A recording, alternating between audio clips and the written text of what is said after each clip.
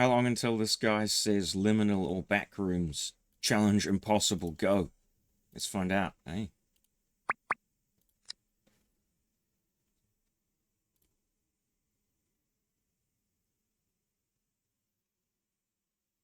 Is it pretty liminal? Is it skibbity? Are you gonna...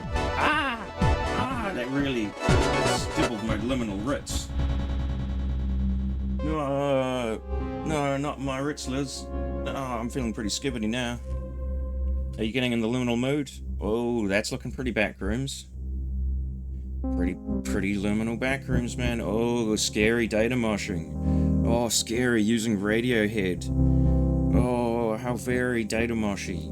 Very Radiohead. When discussing video game worlds and graphical styles, it's pretty easy to pinpoint distinct moments when it comes to console titles. Due to the handy nature of consistently iterating generations, it's quite fun to explore specific eras, like the primitive bleeps of the 2600, the rebirth and perfection of 2D sprites in the NES and SNES, and the birth of true 3D console gaming with the N64 and PlayStation. But when discussing things like this, it always gets a bit more blurred in the world of PC gaming. In the 90s and 2000s, the worlds of PC and console gaming were firmly separated. There was no such equivalent of a PS1 look or something that screamed Sega Mega Drive. There was simply games. This guy talks fast. There was a lot of them. The amount of old, quirky, and downright bizarre PC games which have been completely abandoned, forgotten by time, and left to digitally rot is staggering. Websites like MyAbandonware and Archive.org are a never-ending ocean of low-budget and big-budget titles alike, covering all genres and styles. And due to the amorphous, non-generation-specific nature of PC gaming, a lot of the games from this era have a tendency to feel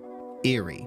A lot of old school PC gaming, thanks to the ease of development tools when compared to its console counterparts, contain games that, thanks to the far different production cycles and far lower risk in producing a strange, abstract idea, have the potential to leave you unsettled, completely unintentionally. Back in the day, games liminal like this were so commonplace and dime a dozen that they were just cast away as boring or unworthy of exploration. But in today's age, in the horror-centric re-evaluation of old-school sensibilities, there's a new appreciation. Now they're just skibbledy ritzling. The lifeblood of an entire industry. So tonight, I thought it'd be a bit of fun to run through a bunch of old, broken, buggy, unoptimized messes from places time has long forgot.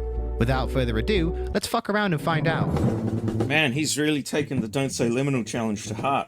This is longer than I'd thought. In my quest to explore the strange and macabre, I noticed one thing immediately during the dozens of games I mess around with for this. That they're skibbledy backrooms are creepy and weird. Right off the bat, I fell down a bit of a rabbit hole with this one. You see, the websites I plundered for this video are littered with an untold amount of different hunting simulators. None of this is creepy or weird. I played a lot of them, and no matter how different they seem at first glance, they all seem to end up going the same way. The game starts by blasting some form of country or folk music as you're dropped into the menus. It's pretty comical and almost endearing listening to people who, I guess, were important in their field back in the day ramble off at you about your impending That's amazing, FMV. You're given the choice of weapon, animal to take down, and location. Then, with no fan and no warning whatsoever, the entire atmosphere the game has spent its opening you're put into the skibbledy backrooms stops completely. Bro, isn't that just Slenderman pages, bro? Fucking, I swear. Music is gone. If you think liminal backroom stuff is scary, nowhere to be seen, and you're left in a wide, open, foggy forest with you're under 18 years of age. Your own footsteps and the screeching cries of a giant, unknowable beast somewhere out there. You want to activate Windows, buddy? Now, thanks to my only prior experience to hunting games being the hit title Squirrel Stapler, and due to my brain being positively fried... Of course. The only other hunting game he played prior to this was Squirrel Stapler. So now he thinks every retro hunting game is Squirrel Stapler. He'll open up, like, Windows Encarta Safari 2001, and you'll go, this is giving me real Squirrel Stapler vibes, bro. Well, the game seems normal but has something evil in it. Content I religiously binge, these originally innocent levels play out with a large sense of impending doom for me. There's just something about wandering around these seeming... Do you have an anxiety disorder? Hearing the occasional crack of a twig or the call of an unseeable animal. I know why there's no music. When you're hunting, hearing your surroundings is important, so it's completely fair that there's a raised emphasis on sound design and foliage, but when returning to these games 25 years later or more, it brings them an entirely new atmosphere, and I think it's so cool. The whole point of this exploration is to show that a lot of these forgotten pieces of software are worth a re-evaluation, and how what seemed at one point to be stale and uninteresting interesting can be seen again in an entirely different light thanks to the things it would eventually go on to inadvertently inspire. You know, you don't get a pet Scott without killing some turkeys. This one's literally just the new Kane Pixel series, but it's real! And something I found interesting is seeing over the years... Yes, that's the liminal challenge. He's won the liminal challenge, but having actually grown up with this stuff when it was current, like, I see this picture and I go like, oh yeah, that reminds me of like Blitz Basic or the very early commercial 3D engines. There were a couple of them. Blitz Basic's the one that's immediately come to mind, but there are a bunch of them and they all looked just like this.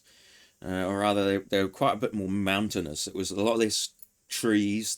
You could tell it was a hunting game because they put trees on it, my dude. But there were a lot of different engines that back in the day you could like generate a random height map and then walk around in a first-person camera, or not walk around, fly around. You know what I mean? So like when I see this, I think of that.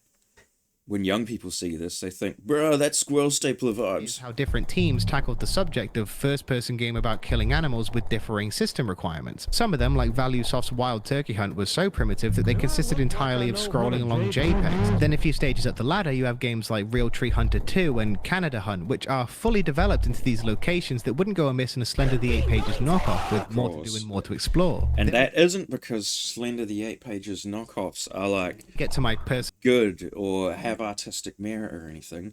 It's because the collect 9 pages Slender things could have been a demo project in Blitz Basic from 2003.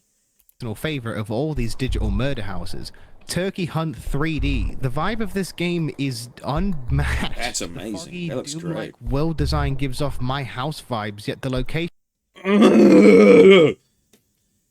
Tell me you're not someone who has ever cared about Doom WODs or modding at all over the past 20 years without telling me that.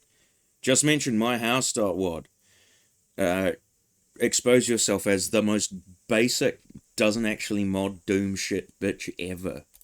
Chosen feel like the new Maker plane. Seeing as there's not really anything to do in terms of actual gameplay, when I did boot this one up, I just walked around, soaking in. Felt pretty liminal and spooky, didn't it? Nobody else but me has laid eyes on for years. I know the term liminal space is extreme. Boom! Bada bing! Bada bing! There we go. He lost the challenge and I can finally end the video. You dumbass skibbly ritzler bitch. Not everything was invented on TikTok, and not everything is Slenderman skibbledy page collecting. We did actually used to do this shit ourselves, you know.